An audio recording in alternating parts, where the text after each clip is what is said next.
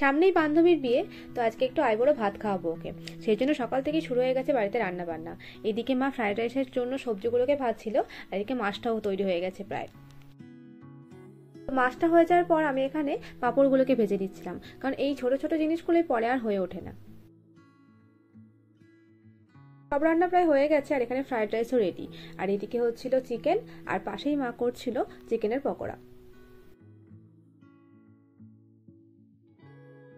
তো এখানে সবাই মিলে খেতেও বসে পড়েছি। এই যে মা একে একে সবকিছু নিয়ে আসছে। তো আজকে মেনুতে ছিল ফ্রাইড রাইস, বেগনি, ঝুড়ি ঝুড়ি আলু ভাজা, চিকেন পকোড়া, মাছ, আলুর দম, চিকেন কষা, চাটনি, পাঁপড় আর দই মিষ্টি। ওর বিয়ে নিয়ে আমি এতটা এক্সাইটেড ছিলাম, কিন্তু ওর বিয়েতেই আমি থাকতে পারবো না। কেন পারবো না সেটা তোমরা পরেই জানতে পারবে। আর এদিকে দেখো সবকিছু ছেড়ে আমি ওকে গাজর খাইয়ে দিচ্ছিলাম।